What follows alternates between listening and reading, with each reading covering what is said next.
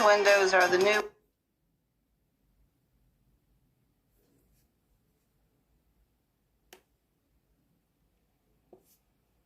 We're still accessing 2 years of President Bola Ahmed Tinubu. We've looked at human rights, we've looked at the economy, and now it's time to look at the political structure, as we've seen that.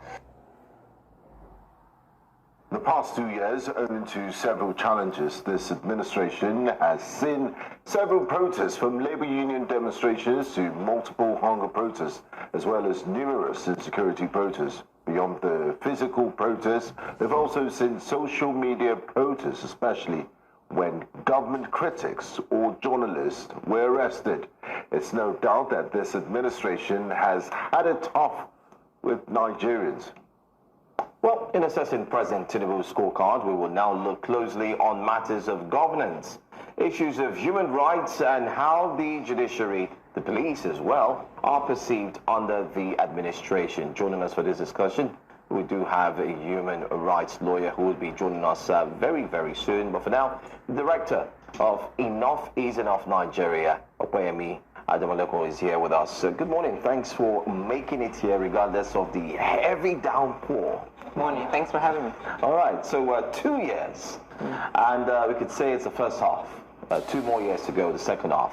How would you rate the governance, especially when it relates to the people and when it relates to people expressing how they feel about the way things are going? Number one, I will actually not say we're halfway through. I think we're almost at the end. Simple reason, it's campaign season. I mean, if you in Lagos on 3rd Mainland Bridge, we already have banners. In Abuja, Abuja as well. Abuja is even, and not just banners, they're full-on billboards. There's I think a free transportation thing. I'm not sure if it started, but you see them branding buses for free transportation. So if a government is already in campaign mode 2 years in advance, number one. Number two, if opposition, quote and unquote, as weak as they are even, I don't even know the English word, but they're even demonstrating how non-opposition they are by collapsing into the APC, either defecting or staying in APC or in PDP, but pledging full support for the APC. It shows you clearly they were in campaign season. I'm not quite sure this is 2 year half mark, but anyway, in terms of the calendar, we'll call it 2 years. But I think the main issues for the areas you've highlighted is that this is a government that doesn't do well with dissent. It doesn't do well with citizens expressing how upset they are. I think the most recent one I would say would be the NYSC student who just went online to say that things were expensive. And she got slammed from people digging up her videos that she's enjoying Lagos. The fact that I can go to dinner with my friends and enjoy myself does not negate the fact that egg is now more expensive. So why people thought that was a thing to slam her on, I don't know. Then she got a call from NYSC, literally threatening her. Exactly. And Inebe, who will be here later, and Showore went to represent her. Nobody was there. But I think, and that for me segues into not only does the administration... But that wasn't state sanctioned. Sorry? It wasn't state sanctioned. But when did they... And I agree with you that it might not have been state sanctioned, but in silence, it became state sanctioned. And that's what I was about to say, that all the state needed to do was for the DG to say, no, this is not, to your point, this is not state sanctioned, or say, we recognize that things are expensive. That's all they needed to do, silence.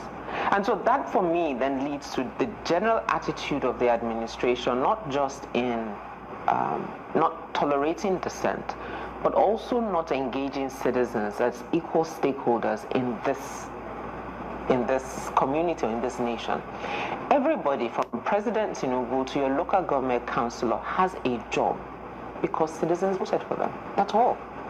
That's why your job is called a public servant. You serve the public. And I think if that is the posture that the government takes, it would engage citizens different. It would communicate differently. And I'm sure, I haven't watched the show this morning, but I'm sure you've talked about quite a number of things that have happened. There's the student loan, there's the increase of minimum wage, there's the tax reform bills. There are quite a number of things that you would say this administration has done without a shadow of a doubt. But you're doing it in a sense in one side. In another side, you're telling citizens they don't matter and you don't really care. And then not taking the time to stitch together these points to create a compelling narrative of how you are renewing our hope, since that's the slogan. So that'll be my kind of... I mean, I also want to reference the analogy that you used, the situation of Rita, thank you. Yes, the NYC lady. Part of the argument against her, because it was a full-on conversation here, and part of the argument against her actions was because she said the president is a terrible president. So how do we then draw that fine line? Because they would argue, some people would argue that you're defaming these persons, you're defaming the president, or, you know, and I hear you when you say that the current administration doesn't seem to take dissent lightly. We look at some of the issues of press freedom. A number of journalists have complained about not being allowed to do their job or being invited for questioning when they share certain stories. So how, as citizens, can we guarantee that we find that fine line between defamation and actually holding the government to account? So, thank you. I'm not a lawyer, so I won't attempt to define what defamation is. But telling that the president is terrible, for me, is not defamation, and I will say it. He's been a terrible president as far as I am concerned, because my life has not improved.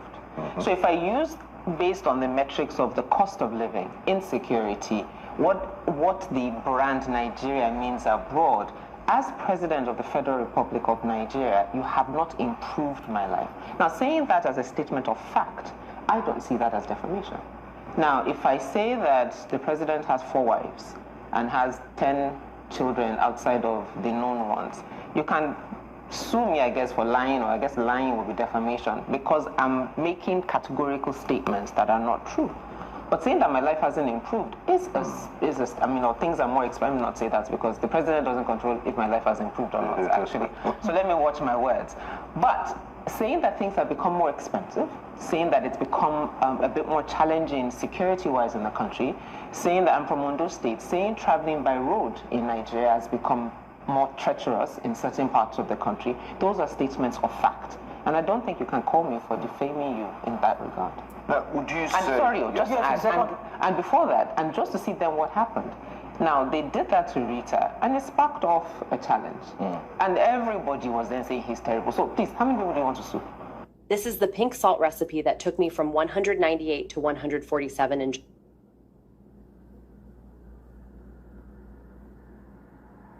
Citizens, which is the second part of my question, then ensure that they constantly hold the government to account. I mean, EIE says the office, and reminds us that the office of the citizen is the highest office of the land. So how do citizens now be in that position where they can demand for more without feeling like whatever form of dissent or seeming oppression holds them down?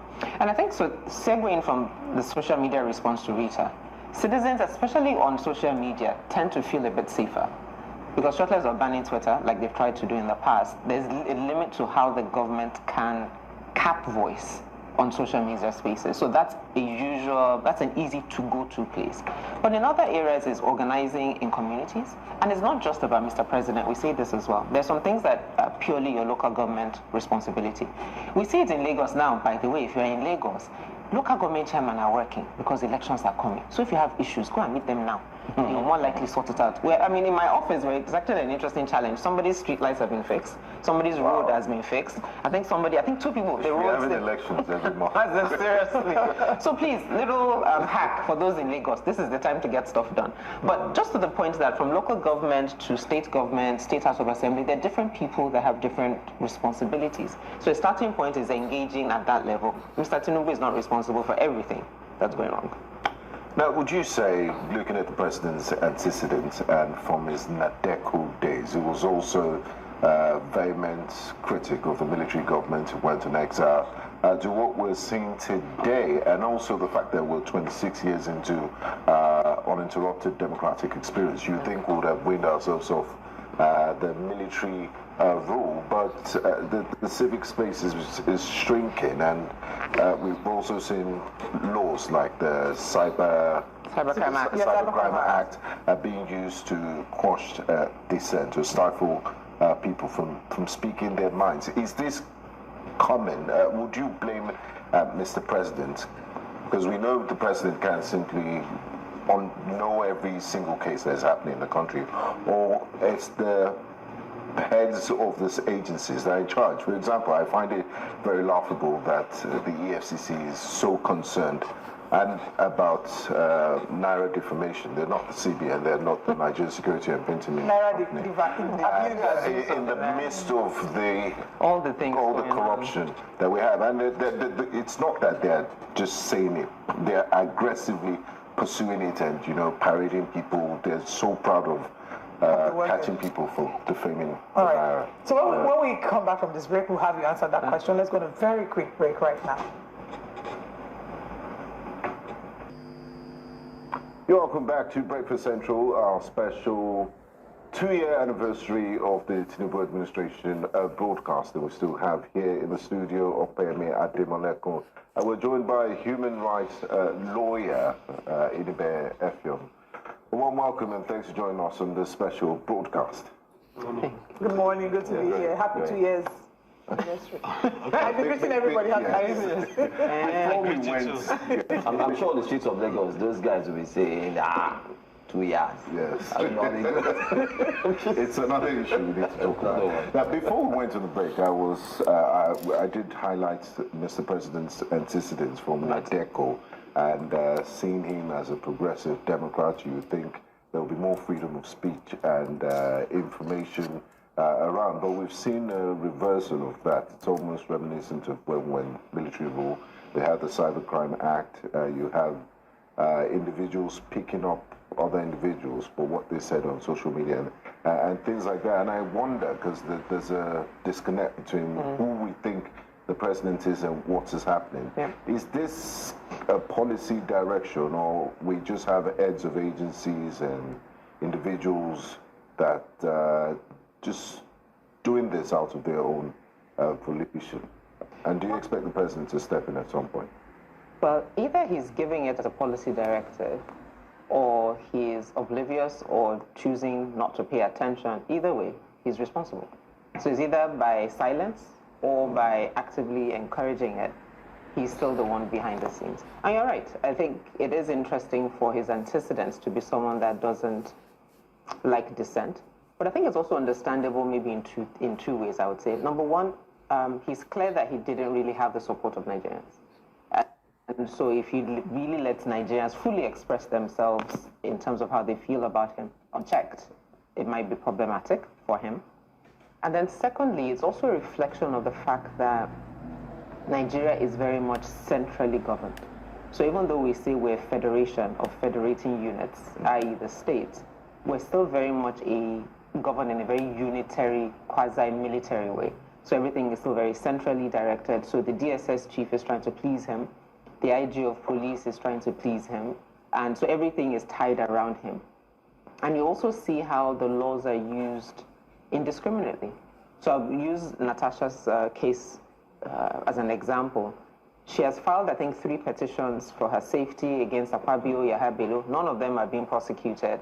But the federal government has chosen to sue her for defaming Akpabio. And I'm just like, are you jobless? And this is the same thing we're talking about. In the grand scheme of everything that's needed in this country, EFCC is chasing people spraying money.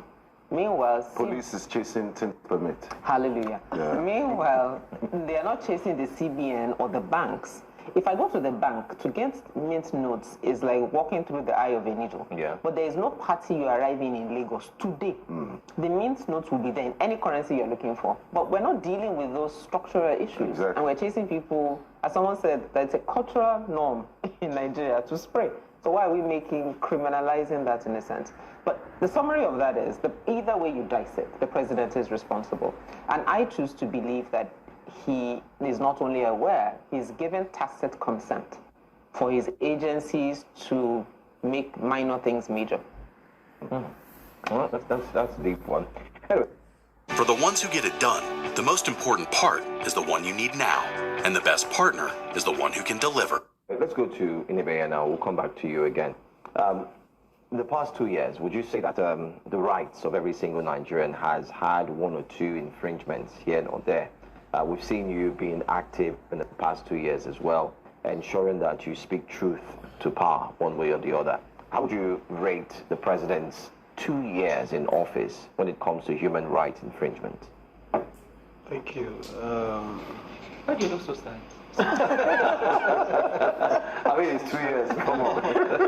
Maybe my face reflects our collective sadness. I don't think this president promised Nigerians free speech.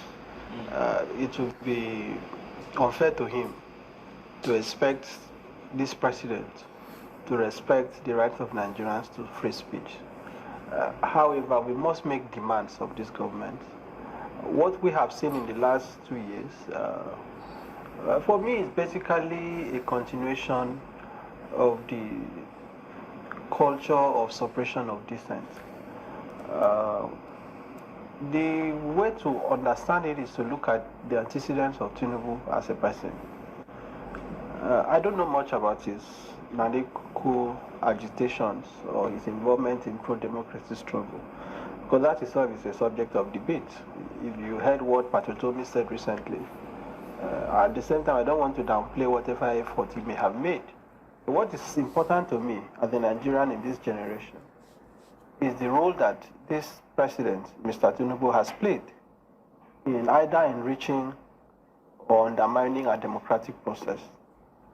If you look at his tenure as governor of Lagos State from 1999 to 2007, you may want to really ask, did President Tinubu as governor of Lagos State allow for dissent? Did he allow for plurality of views? Did he accommodate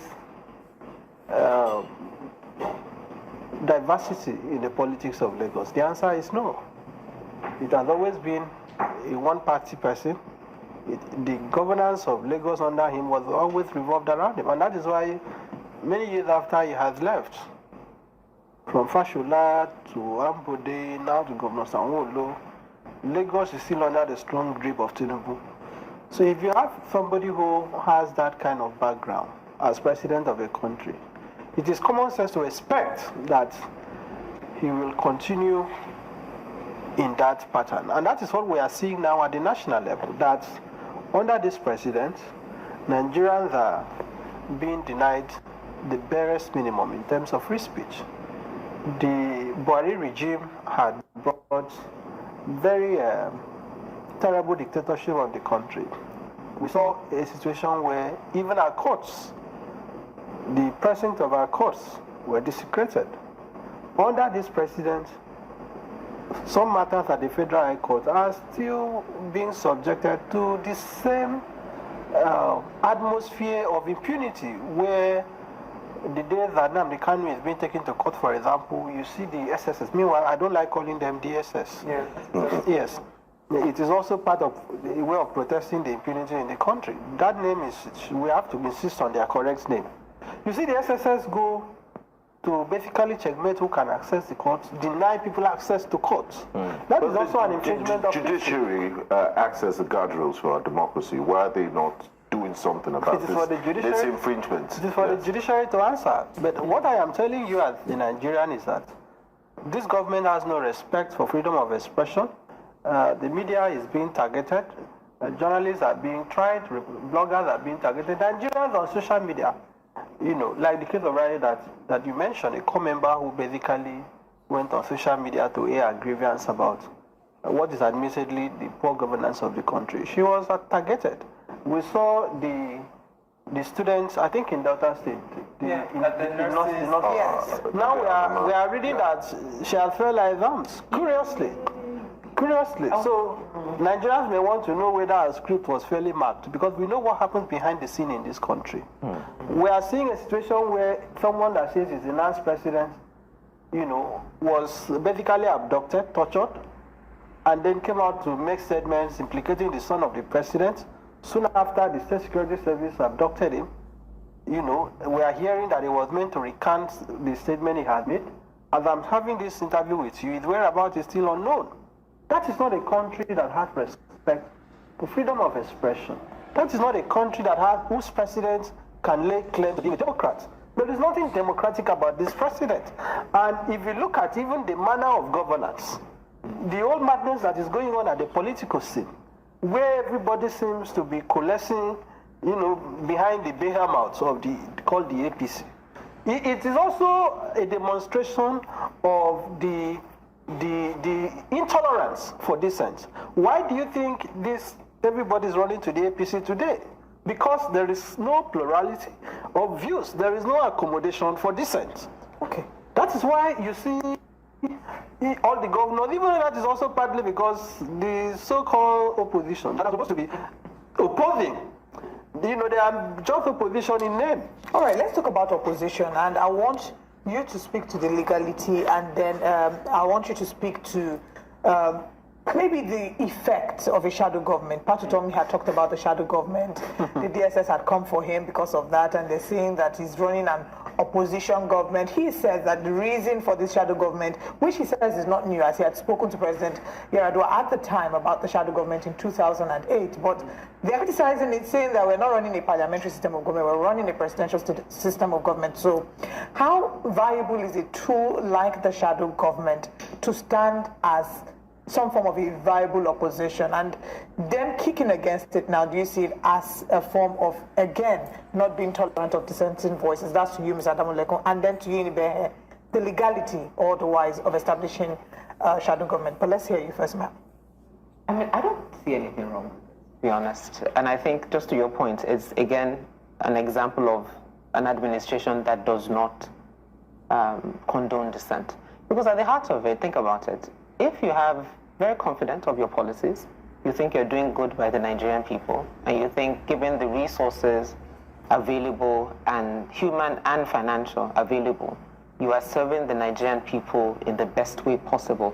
If anybody wants to set up a shadow government, I would actually encourage it, because at the end of it, you will not find that much to talk. You might find a few things, because no administration is perfect, but you won't find that much to talk about.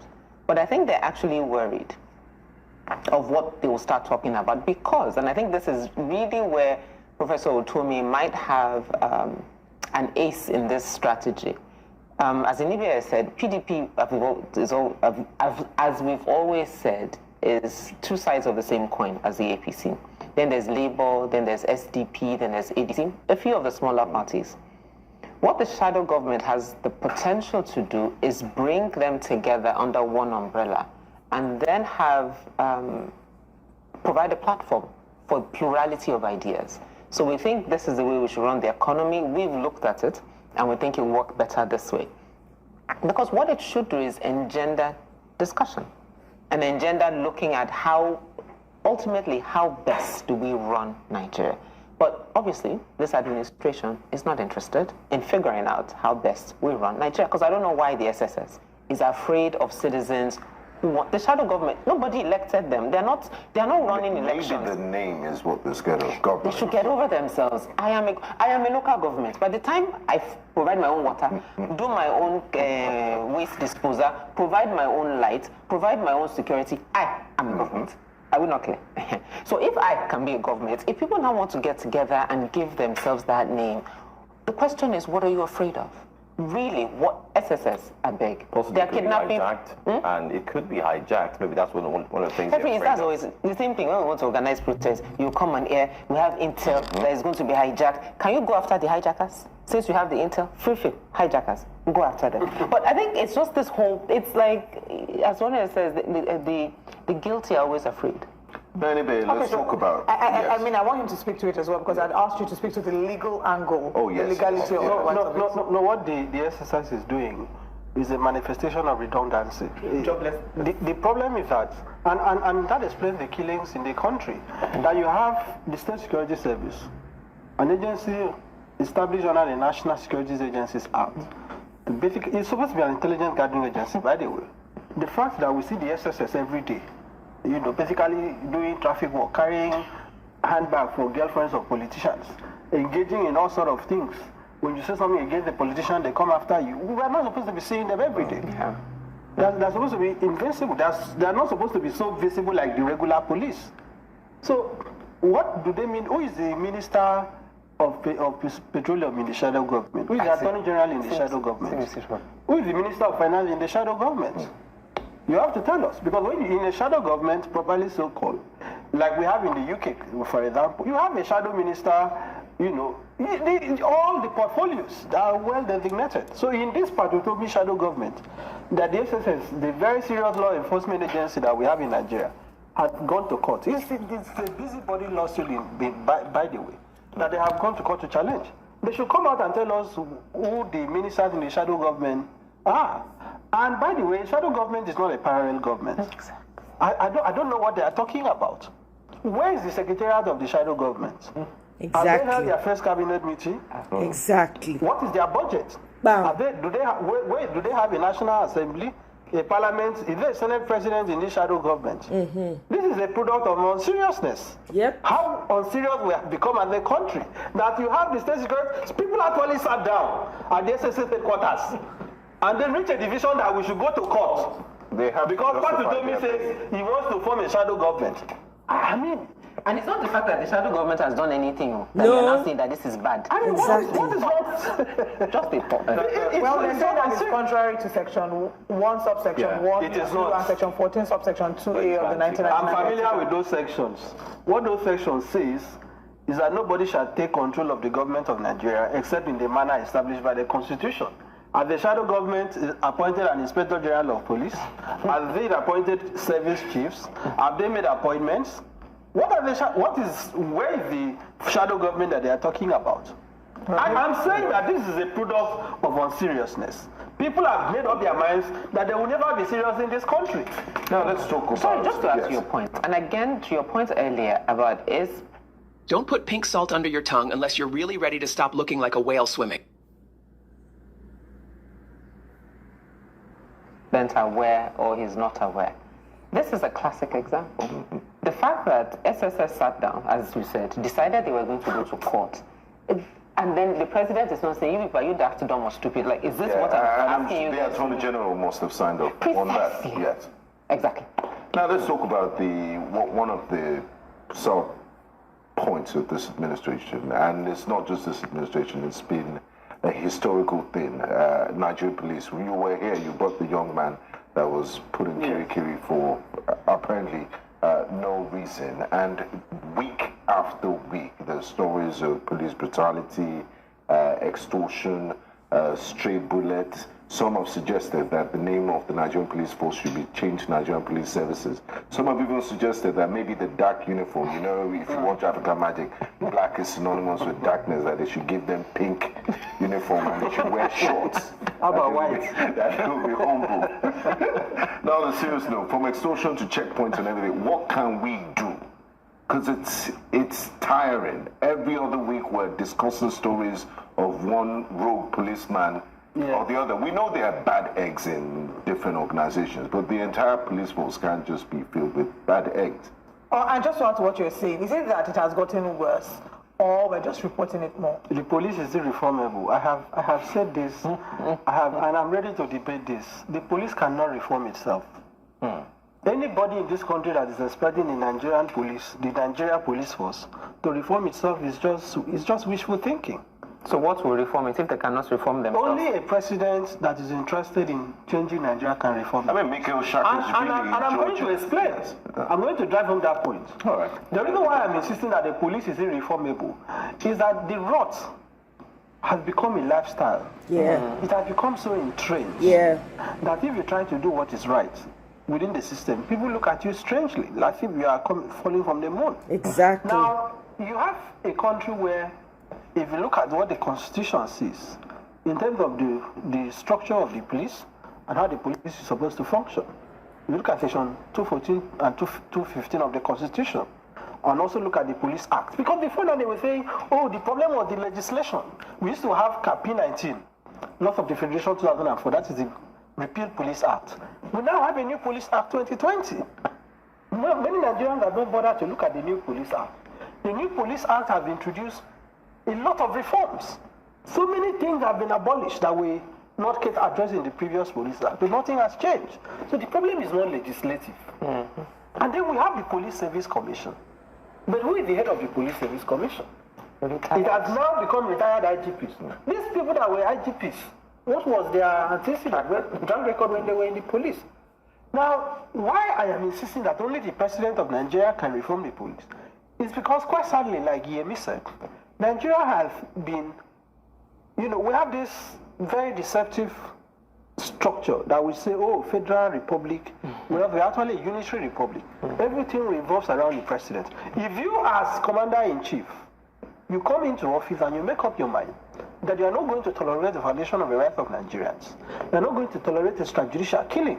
And you read the riot act today. And I've said how this can be done. Let the president hold a meeting today. We have a body called Nigeria Police Council that has become redundant and useless. Because the Nigeria Police Council is supposed to basically have checks over the police, made up of the president and governors. Because the police, the way it is supposed to be function, is not just supposed to be solely under the control of the president. The governors are supposed to have a say. Let the president call the meeting of the Nigeria Police Council, made up of the president, the governors, and the IG, and make it clear that in any state where extrajudicial killing takes place, the commissioner of police of that state will be sanctioned, will be removed. It is this absence of a culture of consequence that has resulted in these killings. But we all know, right, that when these killings takes place and there is outrage, they'll try to isolate it and make it about the officer who fired the bullets. No, this is a systemic problem. And because the president is not interested in reforming the country, that is why he has not taken steps to reform the police. Look at the NSAS panel reports. Have it been implemented? The answer is no. Has any police officer been dismissed on account of the report of the NSAS? The answer is no. So you see that the reason is, and it is deliberate, the moment you fix the police, you have solved 50% of the crime problem in our country. The reason why we are even making reference to EFCC and ICBC, the reason why these agencies have to be established, was because the police are fair. The police has failed. If the police is functioning today, many of the problems we have in this country would not exist. The police account for over 75% of cases of human rights violation in our country today. The police is now, even criminals, now work with the police. And it has become, when you are driving on the road in this country and you see police checkpoints, what is the first thing that comes to your mind? Is it a sense of safety? No. You are anxious. Are they going to extort me? Are they going to shoot me? Why is it so? Because there is complete lawlessness in the system. Nobody is checkmating anybody. All what we are seeing is just cosmetic reform. This story is not the name. Yes, we can remove it. Like the correctional services. That's the reference I want to make. It was Nigerian prisons, and they said, that is a cake. Let's change to Nigeria Correctional Service. Is there anything correctional about the correctional service today? If you can change the uniform from black to white, the darkness is in the heart. So I suggest it is in the blood. It's in the bloodstream. The content remains the same. The darkness in the police is in the bloodstream. It's not the uniform. And I am submitting to you that if you are going to change the police, it will only take a president that believes in the rule of law. And they are intentional in leaving the police flawed because they need police to rig elections. They need police to antagonize their opponents. They need police to be able to subvert the law. So that is why they have left police and encouraged the police to remain as lawless as it is. Can we add to? Can we add to the fact that there are serious calls of not being able to see separate interests, especially from we've seen the executives, we've seen those in the National Assembly. No separation of powers. And no separation. It seems like everybody's working together. How would you rate that in 2 years? I mean, we've never seen it like this before, where it seems like there's no devolution of power. It's kumbaya, everybody's happy. Who is surprised? Who is surprised? One big happy family. Who is surprised? I remember in the early... And Senator Fabio says we don't have to antagonize. We don't have to fight ourselves. Those in the National Assembly, there was power. When they speak, Nigerians were... I remember I had an uncle who always say, oh, don't worry, once it gets to the National Assembly, we're certain that they will sit on it. But is it any different in the past 2 years? I shouldn't be surprised, though, because as a society, we've normalized the abnormal. And it's the same thing we're just seeing reflected in government. I mean, I love Olive's point. It's now we're in collabo mode because it's become very expensive to raise your head above the crowd. And as Inebe said, that you are lying because nobody wants an EFCC rap sheet. Nobody wants SSS looking for them. So in the interest of just maintaining peace. Everybody is aligning. And I just wanted to buttress Iniebe's point about the role of the president in the police. We've seen, I think, over the last 3 or 4 administrations, when we have a new police come in, the IG they appoint is an IG that will do as they are told. And so even if that requires them retiring 10 levels of police above them to get to one man, because you can't have an IG of police that's more senior, in the sense that's junior, so they have to promote him, and then they retire everybody above him. So first of all, in terms of securing the nation, you first of all make redundant institutional knowledge. If you are interested in security, those are your assets. You pack them to the side. Then you promote one man that will do as you please. But even in Egbetokun's case, his retirement age came. He said, no, it's okay, let him continue. I mean, so if there's any type of body language that we want to signal around what we feel about the police, it doesn't get any louder than that. I mean, speaking about Egbetokun, we had seen protests where Showore had led protests. People were asking him to resign and step down. But as it is with a number of cases in Nigeria, there's just a little noise. After a while, we move on to whatever the next trending story is. We're out of time. 30 seconds each. What can be done to renew your hope for, protecting the rights of Nigerian citizens, since we're talking about the renewed hope agenda? I don't like the word. It is duplicitous. It's English. It is duplicitous. When they say renew hope, it presupposes that there is hope. That Buhari had given Nigerians hope. Tinubu came, and I started quarreling with that campaign mantra, that there is something fraudulent about it. You are saying hope you want to renew. What is the hope that you want to renew?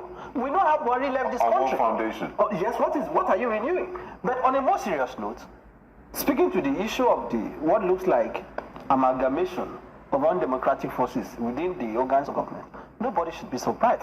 I don't know much about the Speaker of the House of Reps, but Akpabio, who was my governor for 8 years, Akpabio, under whose dictatorship as governor I had to leave.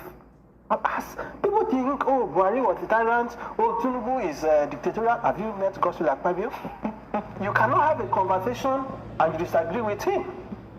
No. So what is the whole Natasha thing? It's surprising to those who don't understand him. I know, I can write a book about this man.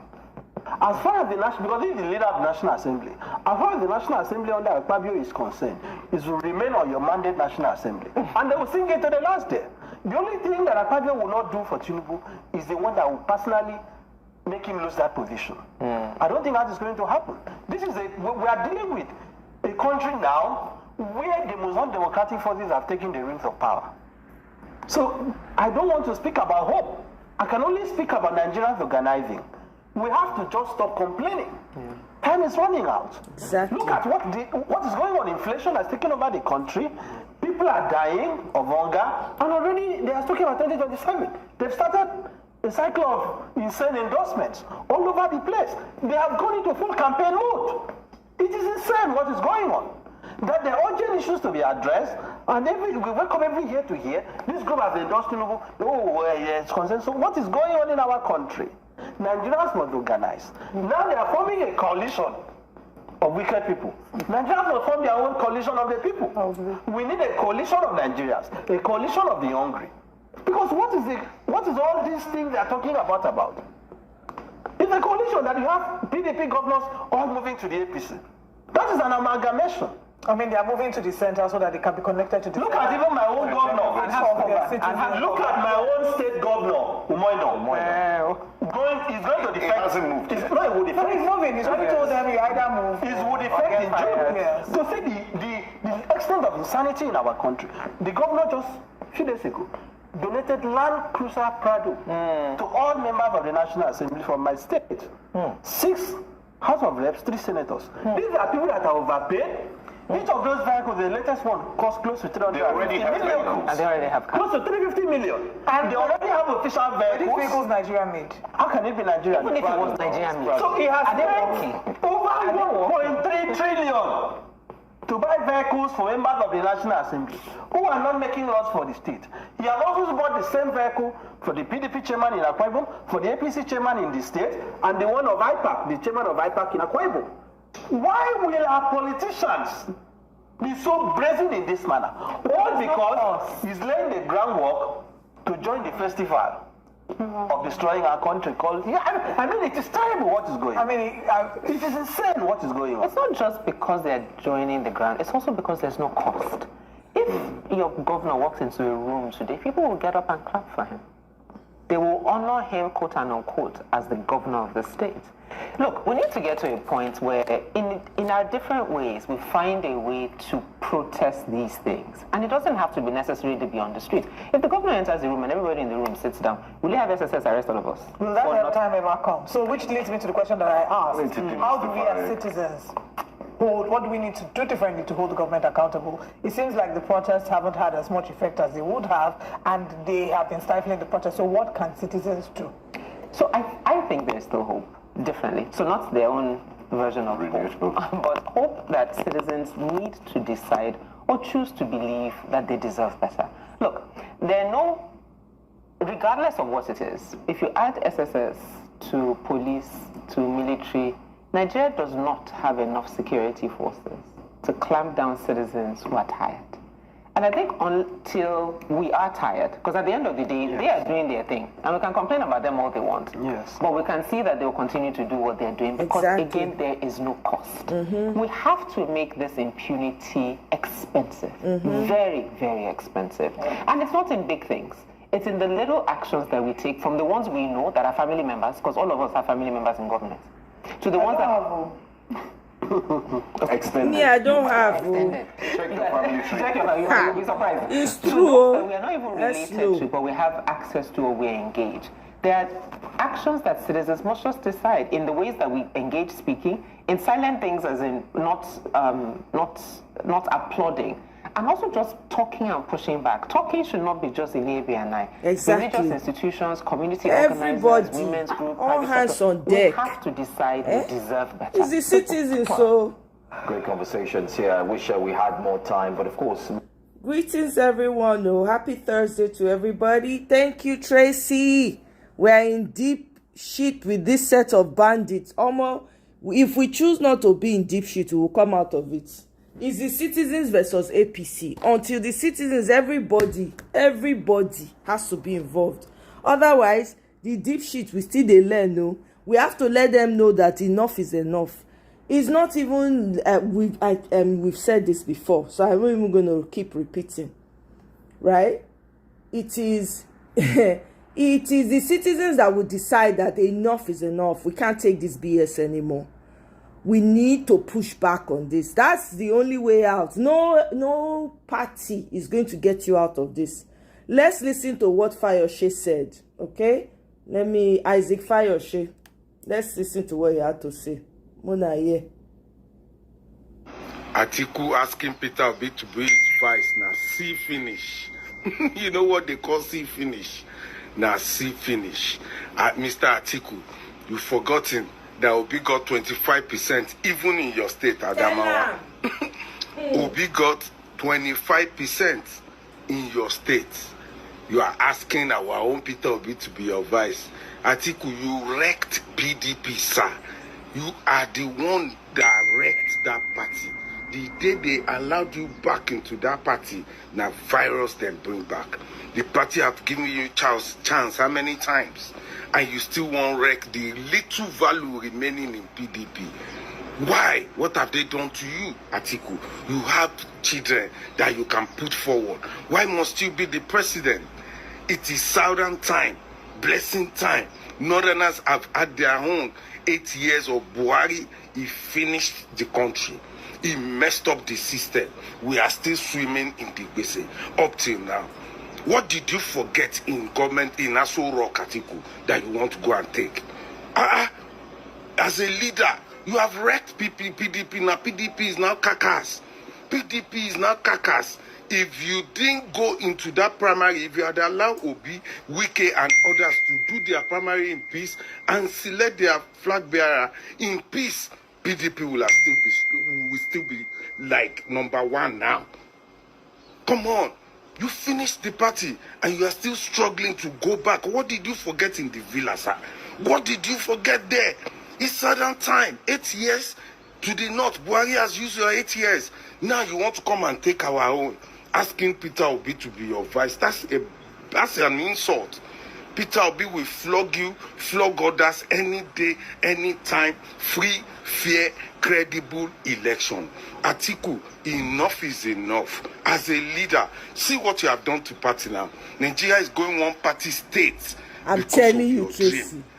How can you allow your dream to be so destructive? Exactly. It's so toxic that it is affecting even opposition in Nigeria. As an elderly man, come on.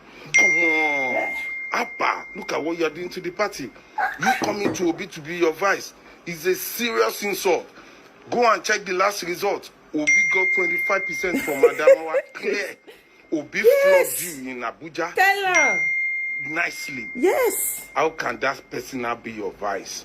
It's not Okorocha. Exactly. Everybody has left you. PDP governors, they are all gone. Senators are gone. Useless ambition. Toxic ambition. Dream. How can someone have a dream that is so destructive? Yes. And you are still chasing the dream. Abba, leader should be leader. Omo, this video is sweet, my belly. I say, oh my God. One for the boys. What are you talking about?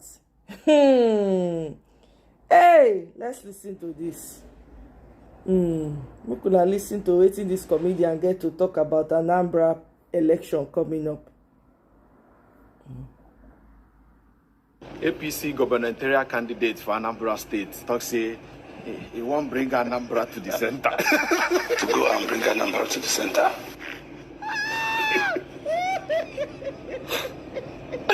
I see the video, laugh one key. You won't bring Anambra to the center. Guess the center. APC. Guess we are the center day. The center now, na then they rule Nigeria. See our head be now. So, husband whenever feed your wife finish, they won't go carry second wife. they convince second wife, don't worry, I'll take care of you. Meanwhile, wife and children there for her as long as they kill them. I want me the second wife take look, he talks, okay, I won't enter this family. I won't bring Anambra to the sun.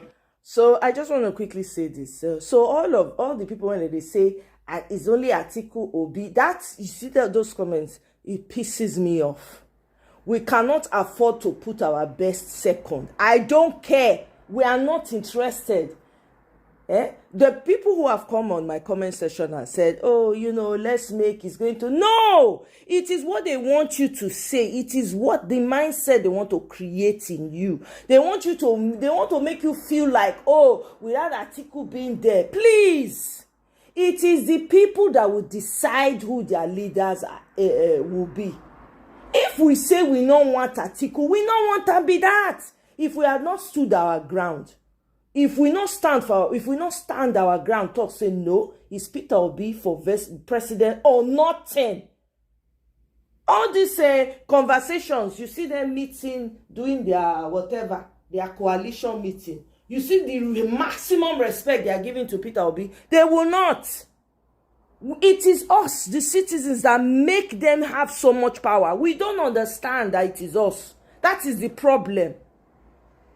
We always feel I don't understand where that came from. Where we feel, oh, they are doing us a favor. We have to really. No, I don't care what arrangement they have. Not concern us. Were you there when they were making the arrangement? We need to stand for the best at all times, regardless of where they come from. If we were standing for the best at all times, we will not be stuck with somebody like Buhari, for instance, that laid the foundation for the mess that we are in. We will not have a T-Pain that is not qualified to polish people's shoes in the marketplace, being a leader. Look at, they had one leader in the National Assembly today, could not pronounce harmonious, doesn't even understand what harmonious means. Are we joking? Until we, the people, realize that we are the ones that give them that relevance.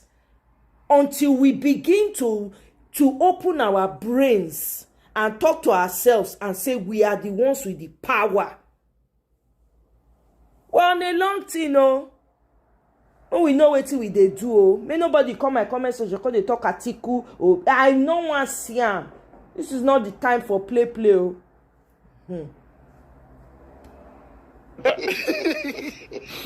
With everything when they go on for Nigeria, you don't even suppose mention them. You don't suppose mention them. Say you won't bring, say you want to bring another. That is not favor. If they do Anambra people favor, you won't bring them to the center where they work. Do you know what it means? You know what it means? It means that you want to bring them closer. So Anambra head go be like Nigeria. You're not supposed to be, you're not even supposed to be any means of campaign for now. You're not supposed to use them at all. You're supposed to hide them. Don't bring it. You know states where they center. Imo they center. And by December this year, 4,000 Imo youths will be employed in Europe. They don't bring Imo to the center now. Lamba. You won't bring Anambra to the center. I see my week. His Excellency, CC Soludo. She say, like, get bigger problem. The people we want bring to the center. The people we want bring Anambra to the center. Anambra people go, they look, I'm like, won't bring us to the center, PPC. Make a while begin, they see double of waiting Nigerians they see. If not that, the Nigeria is undemocratic. This statement is supposed to be an offense. Exactly. Because if you can be bragging that your party is in the hem of affair, so you want to bring a state to closer to the party where they are in the hem of affair, so that they will reap benefits. So that means there are things, they are depriving states that are not APC. Exactly. Now what do you mean? Exactly. So then they deprive some states exactly. will not be APC. States will not be APC. So then they deprive them of what they supposed get. If the campaign where they go do now, say they won't bring a state closer to the center so that they could get benefits. You see why people go look, because say restructuring is very necessary in Nigeria. Hi, because Mr. if it is Joseph. restructured, every state now they collect their own dividend. If they do finish, they go give center waiting they won't get them. But this one, it be like say they depend on the president. Who president talks say he go leave, now he go leave. Who they talk state where he talks say he go do well, now he go do well. If that is the case, if you go reason and like this, contour say you won't bring a state to the center, so they go reap benefits. Yes, now what it means? It means say you get waiting they deprive all the states. States, muna they can flow. Muna begin they ask for nothing. Muna begin they talk. Sisi Soludo. Bigger problem though, we big pass letter where they write give people. If you go agree with me now, come out everything where concerning P2B, everything where you feel about P2B, come out for your face these people. Face people where they say they want bring Anambra to the center. I don't know whether that penalty they want play.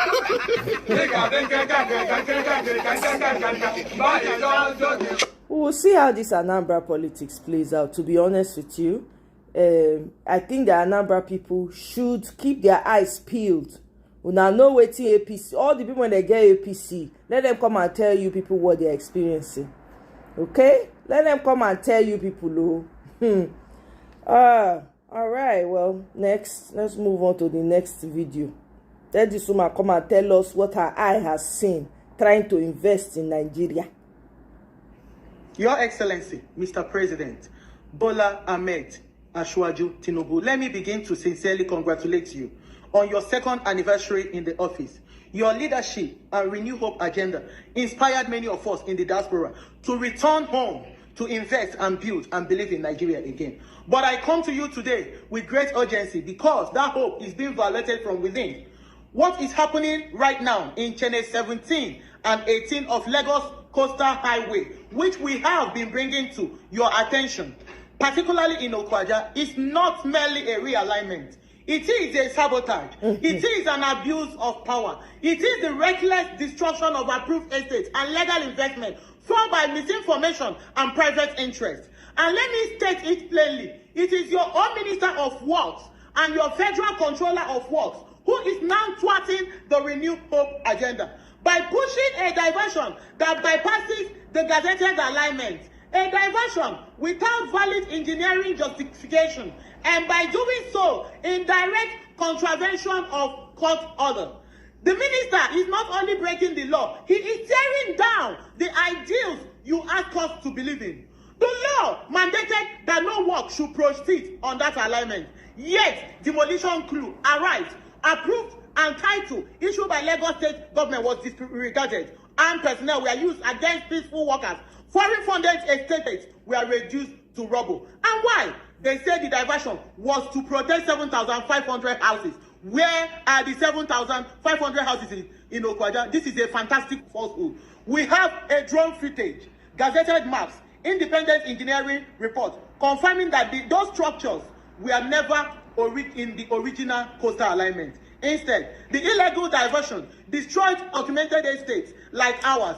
To cover his injustice, the minister yet told another falsehood that a marine cable runs through that gazetted corridor. How? He even told this to the Oba of Lagos, thereby making the Oba to release his land. But Mr. President, this is a demonstrable lie. By international engineering standard, marine subsea fiber optic cable are laid offshore beneath the seabed, often 1 to 3 meters deep under the ocean floor. They do not run inland. They do not pass through gated residential estates, and they do not lie beneath private lands in urban Lagos. We have subsea engineering schematics. We have marine cable maps and verify overlay that prove that cable is nowhere near Okwaja. The land is currently under attack. Buildings are currently under attack. It is not a marine corridor. It is not a federal land. It is a private property backed by state documentation, survey plans, and regulatory approvals. Your Excellency, I plead with you. Please send your most trusted investigators to Tenere 17 and 18. Or better yet, visit it yourself. Walk that land. Talk to real stakeholders. Ask your GIS and Aegis experts. Ask your engineers. And then, sir, ask yourself, who is really defending the Renew Hope agenda and who is destroying it from within? If this kind of impunity is allowed to continue, then Renew Hope becomes an empty phrase, and our belief in due process, in the rule of law, and your legacy will be tragically undermined. Mr. President, we ask for your intervention, for your investors, for the integrity of the government, and from the soul of the Nigeria that we came home to build under your dispensation. May God bless Nigeria. May God bless the Federal Republic of Nigeria. And may God bless all Nigerians as you intervene on this matter. Thank you, Mr. President. We look forward to hearing from you. Can you imagine that? But who in their right minds will believe that Agbado really promised renewed hope? What kind of investment? You see a man like that stole the election. First day, he removed subsidy, announcing it like that. People that came with 20 naira to come for his inauguration, when they were going back, they did not have a complete transport fare. How do you open your mind and trust such a government? So we'll see how it plays out. Renewed hope agenda in the bush by the wayside. Look at JAMB students. Una know say yesterday as at midnight, JAMB students were writing exam. Some people even wrote exam with candle lights and phone lights at night. If this is not shameful, I don't know what to say. Let me play the video for you people. I spoke about this yesterday, but let me just bring it here again. Look at candle light. See darkness everywhere. They write this one. Night now, I perceive they write papers. Yeah.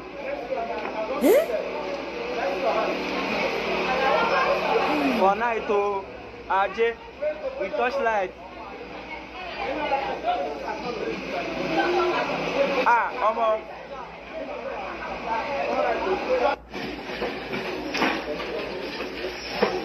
This is wild. Eh?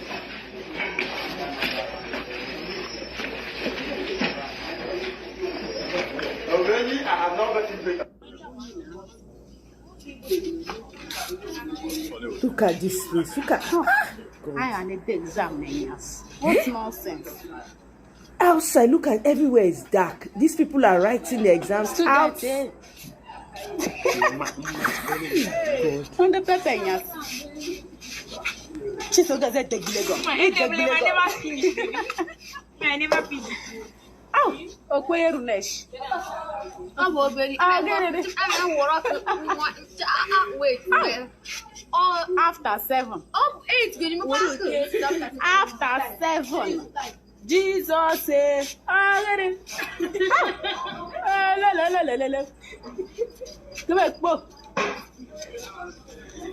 7, and I did the exam. The next book will work at the exam. You wait a touch with the Yagomaga.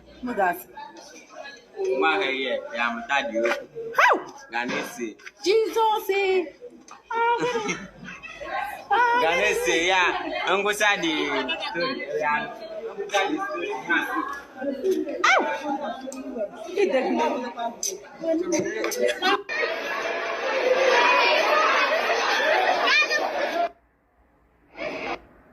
what a shame. What a huge shame. Meanwhile, hey, what did they call him? Waiting that they call this guy.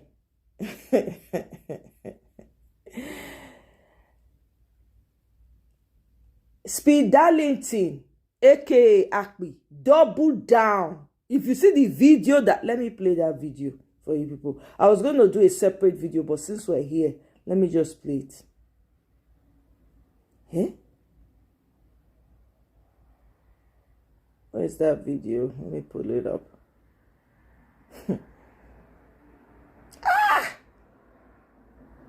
Who knows Akpi? Who be mama?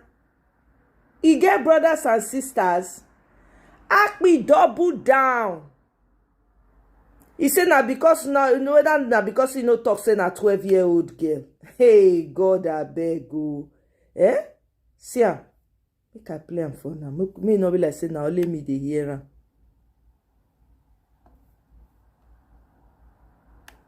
Mm-hmm.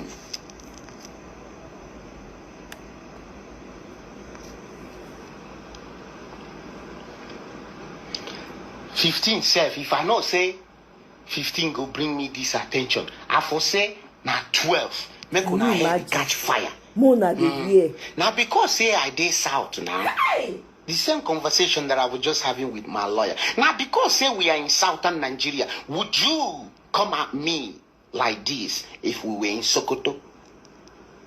Now, you would never disrespect me like this. Mr. Advocate VDM, go north now. Go north where 70-year-old, they marry 11 years old. Mr. Activism, go north. No. Chebi, you carry am for head. Eh? Activism, my ass. Go north. Where 70-year-old men, they marry 11. I saw one, 2021. 12. Hey, a child married to 50-something years old. Una know they Igbo girl now for south she get mouth now. Oh yeah, make them na Sokoto me afokwa Medugri. Can you imagine? You want blow or not? Yes. You think regular they climb? Regular is there's something fundamentally bus wrong. Driver, conductor, regular. Yes. You think regular they climb? Climbing is for extraordinary, irregular. Those willing to do what others are now willing to do. Oh, really? This is an admission, no? Oh! Huh? I no go sell my market again. With 15-year-old. Because you dey follow me. What the fuck I want to do with your fellowship? Eh? When VDM was locked up, I mind my business. I never put my mouth. Welcome, D. Because I know, see, his whole content is insult. Hey, this guy, there's something definitely himself he needs to in be people's dealt with. business. Omo, seriously. When I'm ready for this front and back, bring it on, B. They're even warning him in his comment section. The other Nigerians where they fear you. Hey. Remove my name from your mouth, broski. Me and you no get beef. Don't make us have beef. Remove my name from your mouth so that we don't have beef. I don't. Omo, walai. Hey, this guy is a loose cannon. God damn. Okay, let's see what Isaac Fayoshe now responded to him. Omo, this guy must suffer, honestly. He must be dealt with high-handedly, not be small. God, I don't even know which English to speak again. Akpu speed Darlington coming on a live broadcast, live video to say he slept with underage 15-year-old and blood do stain all the bed. He had to pay the hotel people to come and clean the blood. Wow, what a sad moment in our country on Children's Day confession. Wow. Where's the protection for our children? But unfortunately for Akpi, he was thinking it was a joke. But as God will have it, we now have a victim coming forward tomorrow to write a statement, going there with the mother. Wow, Akpi, you are going to be the latest Fido in Nigeria. You are going to be the latest Fido. You are going to join the likes of R. Kelly. You have been joking about the oil, slime. You have been joking about it. But now, you are a victim of your oil. Now, we got someone coming up tomorrow to write statement. And I believe the relevant agency, international D, thank you. I'm in Dubai now. People are talking about it. How can your country be this porous? What kind of country is this? How can a country be like this? Wow, this one, you can't sweep it under the carpet. At all. Unfortunately for you, we now got a victim. Speed Darlington, you are gone. You better get your oil ready for kiri, because you will need it for slime. He came out double down. Even the fake apology that he gave, he no get head, he no get tail. I never see human being like that before for my life. I don't know whether he has any mother, any father, anybody talking to him. It's crazy. How can you come out online boldly? Ha! Hey! I beg, let's listen to this short clip of Dr. Usman Bugaje.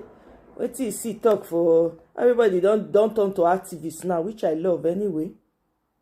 Well, Abati, let me first say, I think they do represent the elite, the political elite in the North. But that's not really the problem. My problem with these kind of efforts is that we have consistently become superficial. And you journalists need to interrogate some of these issues beyond the North and South issue. I'm not dismissing it, but I'm saying that we have been trapped into this North and South to the extent that we have forgotten that we have a country to build, a country to live in, a country that we hope will survive and thrive. Therefore, I would always want us to shift from the more conventional discussion to interrogate the issues further. And in this respect, if you permit me, I have three things that I want to draw our attention to. One, don't forget that there are many northern political elite that have moved into the APC, planning to support the presidency of Bola Tinubu. Some of them, in fact, came out to make a statement that there is no vacancy in Asoro. This statement, I was hoping that your team should invite those who make those statements to come and say exactly what they mean. Because as far as I know, there is nothing like this in our constitution. So that statement is unconstitutional, it is undemocratic, it is unintelligible. Therefore, these are the kind of things we allow to simply spread. And in any case, it is so, it's exhausted. It's a term that Chief Tony Anini actually used when he was promoting the third term of Obasanjo. I thought they would be more creative. After 20 years, they are repeating the same kind of thing over and over again. Now, let me come back to the three issues about it, and I hope you permit me to make this point before you go further. One, these people who exactly from one party I will to the talk other, about including it those, right after this those who come to the coalition, there is something that we need to ask. Why is it that people easily move from the parties from which they have been elected to move to other parties, and there are no consequences, even though the laws that we are supposed to operate, have made provision for these kind of consequences? One of the things that I think we need to take note of and to discuss is the fact that our parties are completely empty. They have no content, they have no conscience, they have no courage. They don't represent anything. Take the, let's start with the opposition party. Take the opposition party, the biggest one, the PDP. What does it represent? When you mention PDP, what comes to your mind? What idea? Is there any idea that you can actually relate to? Is there anything that PDP represents beyond the personal interest of politicians who use the platform to grab power and then to continue doing the same kind of thing that APC is doing? The same APC, if you speak of APC, what do you see? There is no idea that I can really relate to APC. There is no particular policy, there is no particular developmental issue which they are not like talking about the environment, they are not talking about development. Nothing. Basically, what comes to mind when you look at the face of APC is the face of a person who has been caught on secret cameras, taking dollars and putting in his pocket. So maybe those who are moving into APC might have been attracted by those dollars, or thinking that once they are there, their problems, would be solved. Personal problems, I must say. Therefore, we need to also look at the fact that the implication of all this is that we have left the politics of big ideas. We are basically stuck with the politics of big men. So we start talking of personalities moving here. What does it matter if one person moves from one party to the other, if the parties are all empty? That's not the issue. The fact that there are no ideas, there is no conversation about the problems of this country. Even in the coalition, I don't think they speak about the real dangers that this country is facing. The mounting insecurity, the joblessness of young people, the lack of industries to do production so that the country can be wealthy. The fact that we lose nearly 350,000 hectares every year to desert encroachment. The fact that we have got a deficit of grain of about 30 million metric tons. With the floods that happened last rainy season, I'm not sure that figure will remain there. It's most likely going to go up. You look at our other parameters, very similar to the war-torn countries like Southern Sudan, Syria, and others. Why are the politicians not speaking about these ideas? They are only speaking about, we have this former governor of this, ex-vice, this and that, and this man. Only Peter Obi is the one talking about the concerns. Only him. Does it make if they are in this party or they are in that party? It's the same thing that we see. So I'm not impressed with a coalition that is just out to take power from the incumbent. That's exactly what Peter Obi said. Represents an alternative to what we are having now, an alternative to the pains that this country is going through, and an alternative to this hyperinflation, an alternative to the excessive corruption, an alternative to the insecurity that is basically bringing this country down to its knees, an alternative to the escalation of cost of energy that makes it impossible for anybody to set up an industry. So these are the kind valid of foundation. that I expect. Thank and you. Generally, and this is my last point on that, if you please, the fact that 25 years of development has not delivered, of democracy has not delivered development. Look at all the indices. We are going down the drain. The country is getting poorer. Hunger, pain, disease, poverty is what is increasing. We must ask ourselves, what is wrong with the kind of democracy we are running? What is wrong with the kind of way we are doing things? These are the kind of conversations, honestly, about it that I think we should be engaged. I mean, if XYZ, former governor, former this, wants to be in coalition, it's his business. If he wants to be in APC, it's his business. What I care for, what does he represent? What does he want to do? How can his movement from one place to the other, really create the kind of, can create the kind of changes that we are looking forward to. Remember, this country is increasing in population. In the next 25 years, this country is going to be well... The man not give up. I like him. He talk everything when I want to talk for maths. Anyway, Michael, welcome, D, to your comments, right? Let me see. Yeah, the case was very triggering for me as well, because Nigeria is full of people like Akpi. If you are not careful, luckily I had parents that were like they were lions. They would tear anybody apart. Okay, I remember vividly, full of people like Akpi. This is why it's triggering for me. How can you come out again, double down, and be saying you are comparing? Hey God, look at the comparison he's making for somebody he cannot try that in America. He cannot, they're not born at me where to do what he can't do for Nigeria. They go you pick him up the next day. It go down he go down that baby oil when they sing about it, go carry and follow himself enter prison for this thing. Now it make that they go Nigeria, because Nigeria is a safe haven for criminals. He came out again, doubling down. I'm happy that a victim has come out with her mother. They are going to drag him. Akpi needs to be dealt with. He needs to be bulalad. Let him go and deal with the consequences of his mouth. I don't know whether I don't get mama when they talk to her. If mama come out that day, they need that, they beg. That's the thing. When you not allow pikin to chop the discipline when he need, he go chop him one way or the other. This is another punishment that is waiting for him. They need to really deal with Akpi. His own is too much. You see this video when he can't do again, the thing is all better off for Akpi. What nonsense! The audacity of it all. I'm very happy. People like globally now. Do you know that people coming out and saying that they will pay? There's a girl, she was saying that Akpi is from her village. That she's sorry, she's so embarrassed.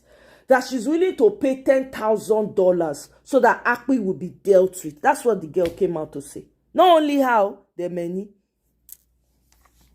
May that they play. May that they expose themselves. That make when all these Nigerians, when they now relocate to other, they cannot function. How many? In this year alone, do you know how many men they don't arrest?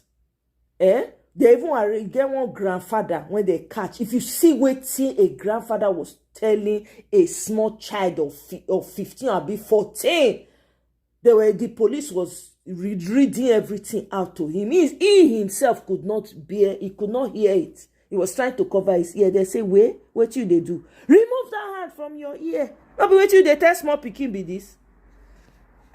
If you see waiting a grandpapa they tell 15-year-old you, God, hold your children. No, you people should be like hawk. I remember growing up, my mama, if you not see any of us around at that time, I used to think the woman was a mad woman. I don't know. Now when I can't grow up where I can't understand the word, now I can say, oh my God, this woman was she was a lion looking for. If you near, oh my God, you just hear your name. Hey you, oh yeah, we on a day. Oh yeah, everybody go give you work when you do. Oh yeah, I can't break melon. Oh yeah, you go grind this pepper. Oh yeah, you go fetch that water. It's crazy.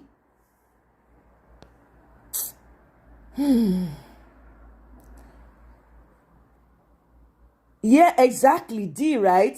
For him to have come out, I think he has benefited from APC now. For him to come out, look at him talking non-stop because the insecurity they near them. They don't buy people for the north. Now they near the big men now, small. It's getting closer. Exactly.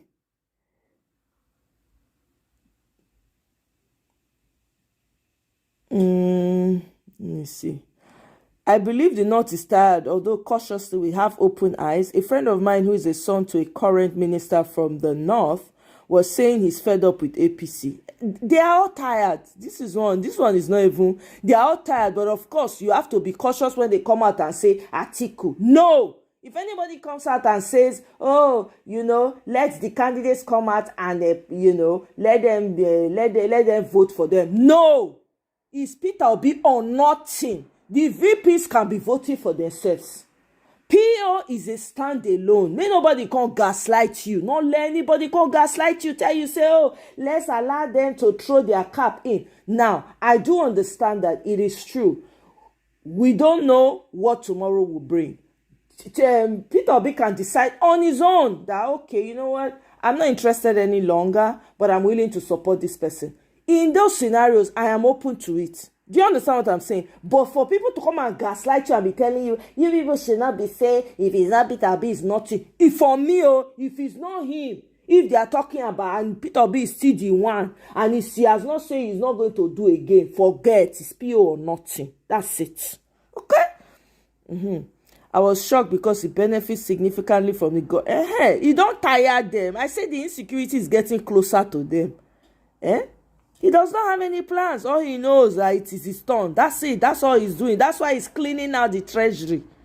I beg you. I did do well, my brother.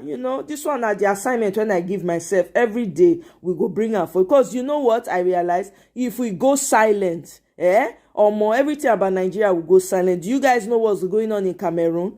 They buy people for Cameroon, and they wait for Cameroonians to bring more information. Nobody, no news, nothing. That one, hey God. If Nigeria had it right, now Nigeria therefore don't send ECOMOG soldiers go Cameroon, go quell whatever problem there is. No, but there's none. Any leader who does not have a long-term sustainable socio-economic plan does not give a hoot about the populace. If you are not talking about fighting corruption and strengthening institutions, bam, exactly. You can tell that the mother is an enabler. I'm telling you, she came out, she was begging, please, I'm on my knees. If you had allowed that boy to be dealt with forcefully, he will not, he won't be coming on social media and making a fool of himself. Look at him, putting his entire lineage, embarrassing his entire lineage. It's crazy.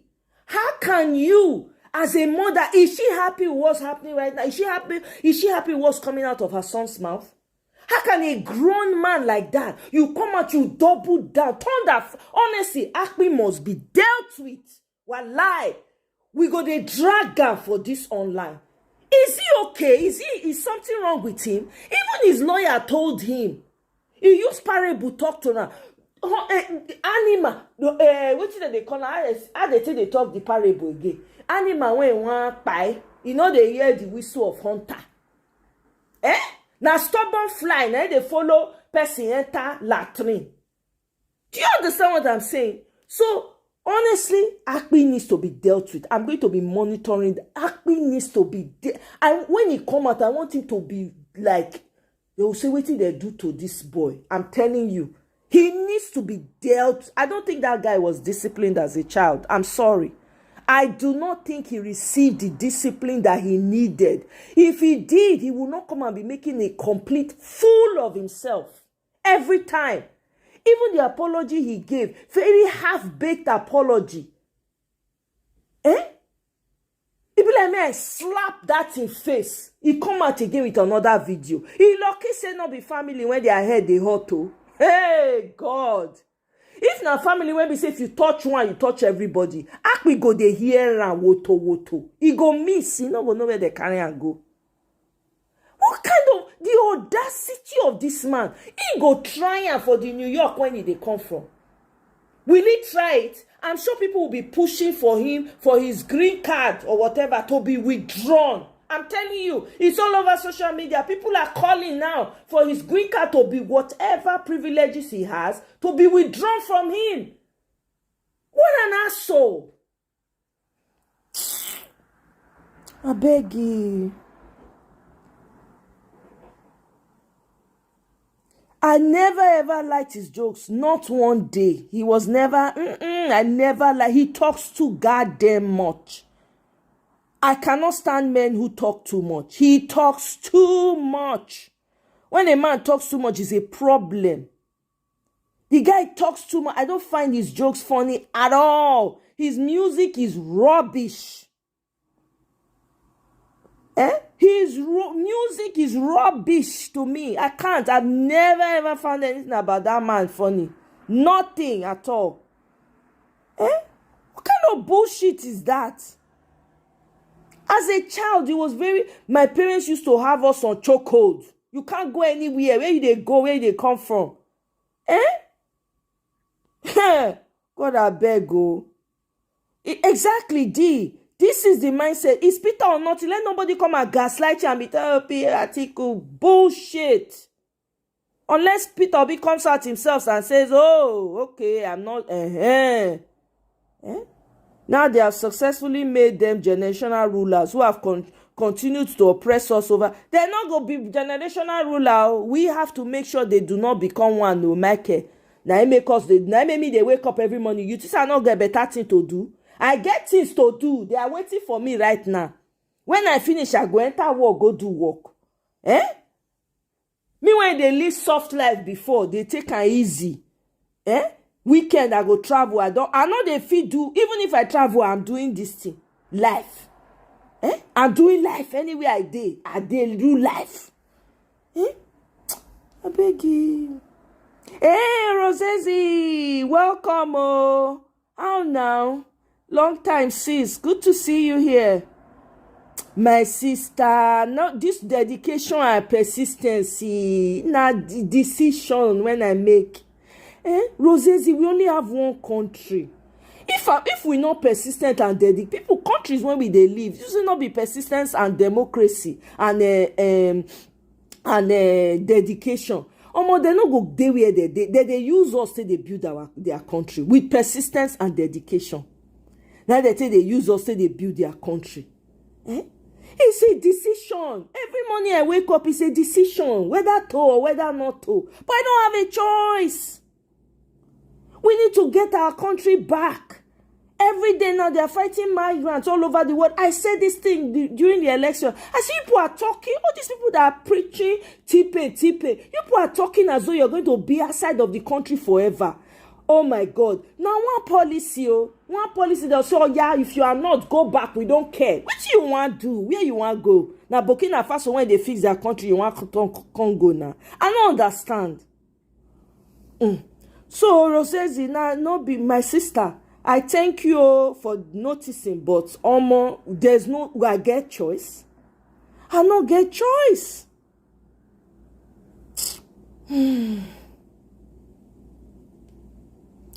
I have said PO or nothing. It's left for the North to make their decision. Hey, Sid, welcome. Oh, exactly. You know, some people come, they'll be gaslighting. Oh, you know, people are all this insistence on Peter Obi. It does not have to be him. Oh, this one, that one. It doesn't have to be him. I mean, let them do I was listening to one space one day. I almost entered the space. Remove mic for the person hand when they talk. He say, it's not, you know, all this, you people should just keep it open. Show me which leader near Peter Obi for the current ones when they see now. I will wait. None. Until Peter Obi himself comes out, and I'm glad he's going to do. I'm going to go live for Peter Obi is coming on X Space. So you guys should be ready. Make sure you have your notification bell on.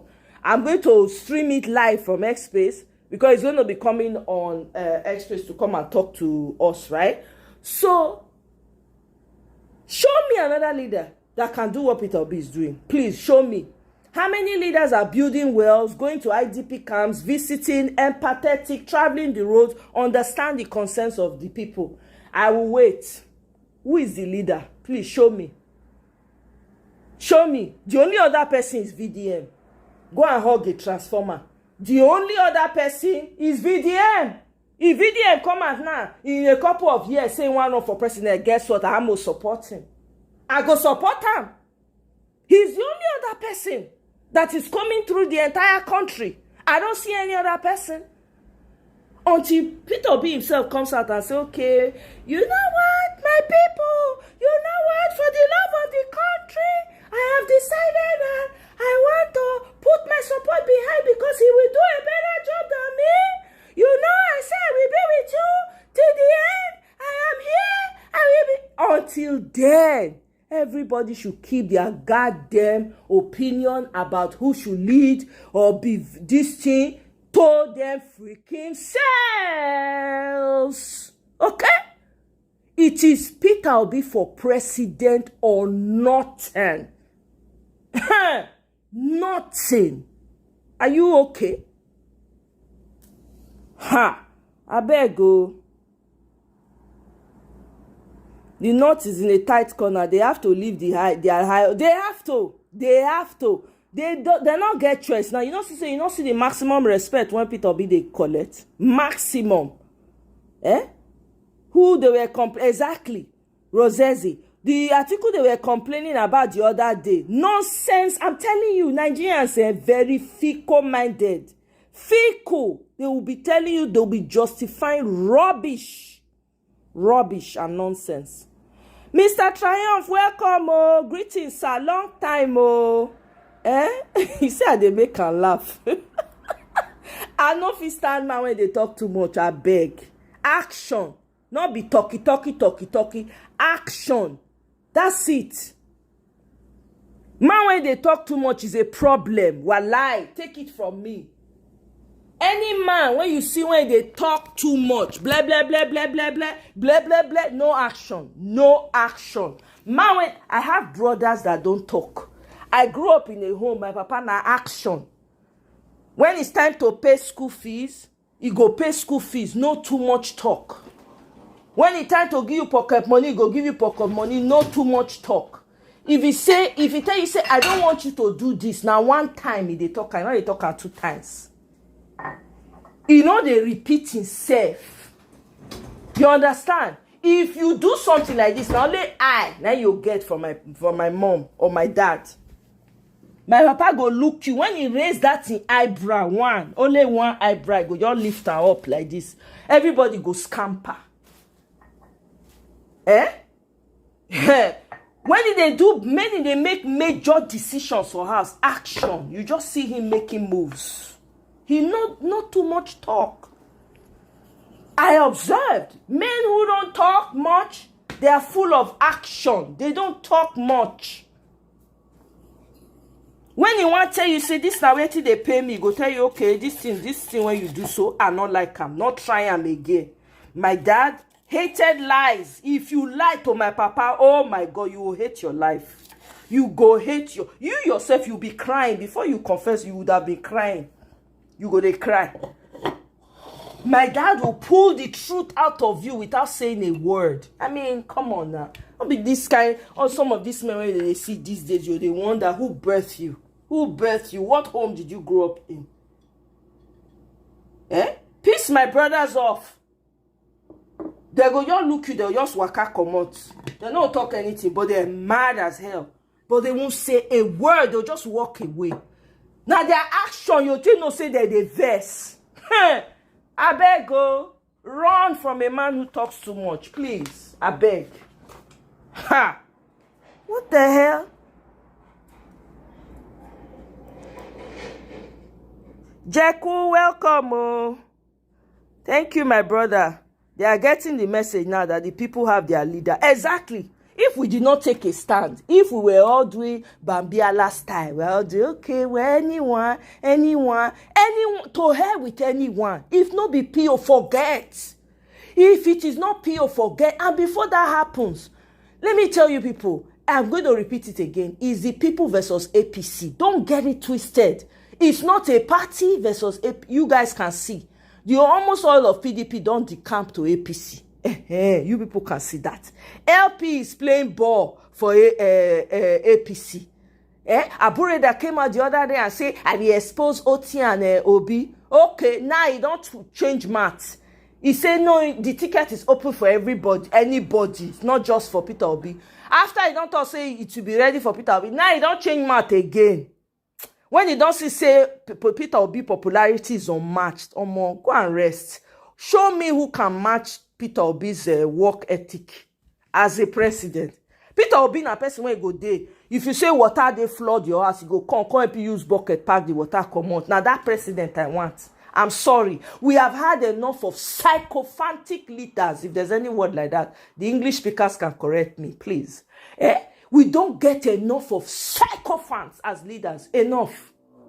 If we don't know what they do this 2027, before this, we need to they do zobu back. They march inside house. They prepare. I'm telling you, for 2027, if we don't know what we are doing, we should go and know what we are doing. Because this is not just talk, oh.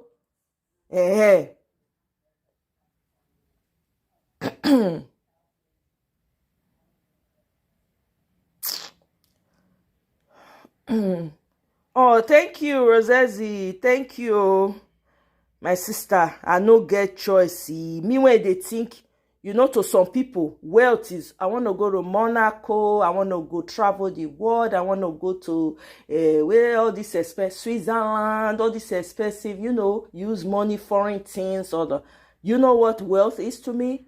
Have my farm with my mud house built to standard, with bamboo roof or thatched roof, you know, like the way our ancestors, but of course with modern touch, cosmopolitan touch. Now, I don't understand that kind of thing. Now, that one be my dream. Wake up in the morning, go to the farm, go check on my potatoes, my yam, my cassava, the chicken when I dey rear, my goats, you know, fish pond. When I when I want chop fish, you understand, I'll go fish, collect tilapia, collect catfish, dry am, smoke am, whatever I want to do. Okay, that is wealth to me. If I want to travel, okay, I travel. 1 week, come back. That is wealth to me. Land with farm.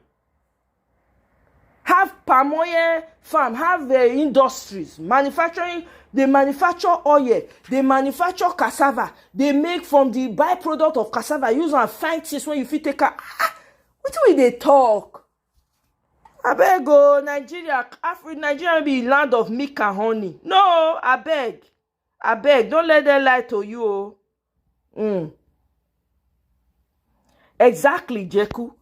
Peter Obi or nothing. Only Peter Obi can change Nigeria for good presently. Bam. The gaslighting comes from jealousy and envy. Absolutely. But at least you are trying. Other Nigerians are busy watching who has the most expensive wedding, not concerned about the security. My sister, everybody go soon wake up. All those people, they themselves, go touch everybody. Go touch everybody. That's the funny thing about this life. So, since me don't already, if to say not be Peter Obi, now Peter Obi wake me up. Since that 2023 election, I have not been the same. I have not been the same. Me when I know the day where they discuss Nigerian election. I know the day where they discuss. I know even they discuss election politics. Say what they happen. But they say it just requires one person to stand up, and everybody that's tied to your energy will rise to the occasion. Peter Obi did it for millions of people. So guess what? That's what it requires. So if there's something that you ought to be doing, right? And there's a message right there. There's something you ought to be doing, you're not doing it. Remember, there are voices, there are people tied to your energy. Unless you rise, they're not going to rise. Until somebody who has more energy than you, that has been transferred, since you know greed one, that person go rise, everybody go follow. That's just it. Yeah?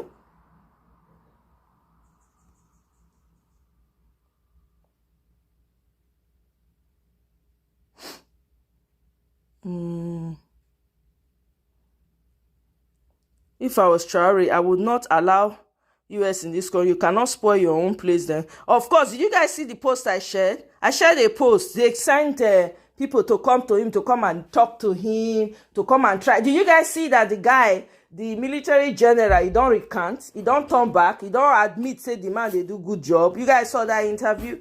I think I played it here on my 2 lives ago or so. I can't even remember. I don't know if I shared it, but I think I did. He don't come out, can't change math, sharp, sharp. This is what it means when the people stand up.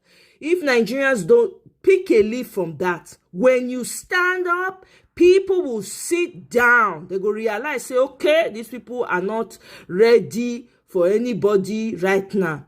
I'm telling you, and I'm glad that the president did not honor their invitation. Yes, Burkina Faso was once known as the poorest country, people. Burkina Faso was not, see what they do now. They are doing the impossible in their country. It is the people's voice that matters, not a party or this thing. It is the people. Everybody rose up and said, do not touch Traore. We were asleep when you remove Gaddafi. We were asleep when you remove Nkrumah and the rest of them. We will not let it happen on our watch. Guess what happened? They make 360. That is what it means when the people rise up. If Nigeria take a leaf from that, and you see what will happen if your fortunes will not change. Don't let anybody gaslight you. Do not accept any gaslighting from no goddamn person. Eh? P.O. has told them he's running under LP. They know he has a platform and his movement. Bam. Exactly, Sid. Eh? You cannot reap where you did not sow. Yep, that's right. I don't think Traore will allow. They're just coming for diplomatic, and they don't trust them. Everybody now not still trust them. Even with all that damage control they are coming to do, all our eyes are still peeled on it. Like we know they look away because when I feel get dagger for back, they come with una fake smile. See the people when they send, they be like all these honky tonk men from honky tonk town. When their shirt no they match their trousers. Now they send come. I just they laugh when I see them. I say, look at them. They send meek looking people. Now so they say they capture them. And some of them now they come ordinary eye.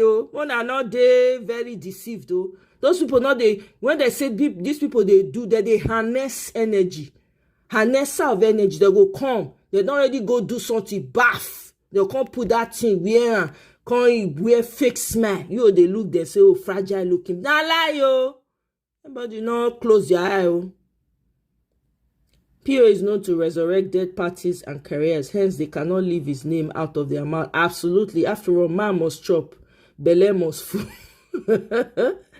Yeah, exactly. You talk too much. That's it. I can't. That's it. You've killed you don't just kill whatever it is. Likeness is dead on arrival. Once you talk too much, I'm sorry. Action must follow. Period. If you are just talking, no action, I don't lose interest. Bam, as soon as possible, without any looking back. Exactly. Quiet men, you go respect them. They're not they talk, you just find yourself respecting them. Because they're not going to give you opportunities today. You will just see yourself respecting them. That's it. When they say, when you, even a fool is respected when he quiet. It's true. You just find yourself respecting them. I better go. No, sirs. Hi. Yep, Rosezi. Obi or nobody for now. Bam. Osas. That's it. Until Obi come and say, okay, I have exactly. Zobu eyi bage. You go to ginger yourself. 2027, one more. We gotta be ready. Oh. Most Nigerians no go understand what they talk about living the simple. It's have marketed them. Oh, they don't know. That is say, do you know that your so-called whether they call the elites? I hate that word with a passion, but okay, because of everybody here, elite. Guess what they are reverting to? That lifestyle. The same lifestyle where they condemn you and your ancestors for. Say, oh, you can they live very distant life, they're very content, they're very this, they're very... Beckham, that footballer, he dey raise chicken, he get farm. They are all looking for farm, walai talai. Oprah get farm, he dey eat her food, you know they buy food for supermarket. When I dey there. And also when you not go Monaco, please enjoy you. Please go all the holiday. That's what I'm talking about. If that's your thing. I'm just saying, wealth to me is different. I'm so grateful. God rest my father's soul. I'm so grateful that man raised us on the farm. Of course, when we were growing up, we thought he was suffering. Now looking back, I'm like, God damn, we were the richest. We were so wealthy. We didn't know what, it's only when you have money you think you're wealthy. No, we were wealthy in food. People were coming to us for food. You know what that means? Harvest like this. We used to have great harvests. Yam ban, you go be like a road. You go they waka, they finish. Corn unko, when you go harvest corn, the old corn, you can stack them up for the next planting season. Melon seed unko, egusi. Hey, rice. We didn't even grow rice. We had neighbors who grew rice. Those ones who bring bags of rice for us harvest when they're harvesting. And then we'll exchange, my dad will give them yams, will bring whatever. Oil flowing like a river. I had cousins, relatives who were going to school. They will come to our house, come and collect food. They will beg, please send us food. What do they talk? Forget soft life. That's the original soft life. Let's see. This is why I like you. This is exactly my dream. I want my own farm. I'm not interested in visiting any Oyibo country. Go to be in my farm. Coconut, God will bless you. What do they call it? Papaya. Go there, this thing. Growing up, we used to have a pawpaw tree in our house.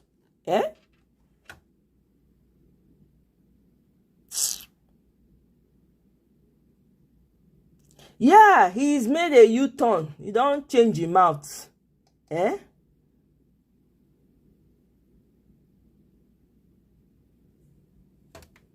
don't change his mouth.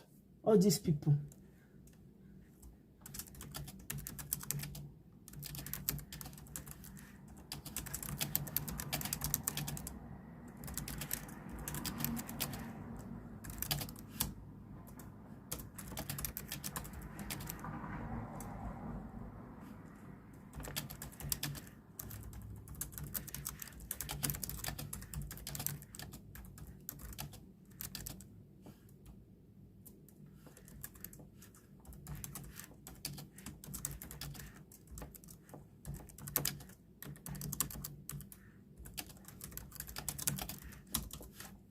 Sorry, more than no verse. I dey talk, I dey respond. I know say na work. I dey work, I dey multitask. Hey.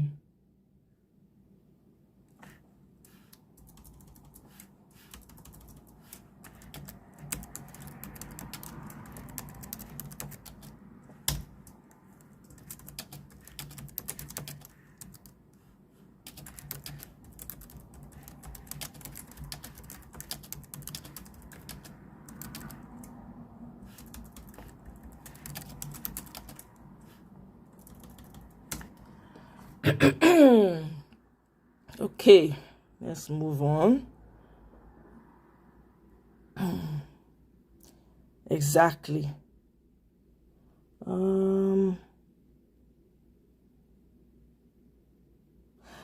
I'm glad they rejected Burna Boy's concert. Very happy about that. Burna Boy should sit his ass in Nigeria. He should come and be giving concerts in Nigeria. Concerts. He should come and be doing concerts in Nigeria. He should leave Burkina Faso. They don't want to be confused. I'm so glad they rejected it. Yeah? The more harmless they look, the more you should be suspicious. Rosezi, bam. I'm telling you. The more harmless, the more you should be very suspicious. Eh? That's why I don't want to see. I'm telling you. Eh? That's why the herdsmen is very serious. That threatens them. The only independence fear Nigerians have left. I'm telling you the truth, you know?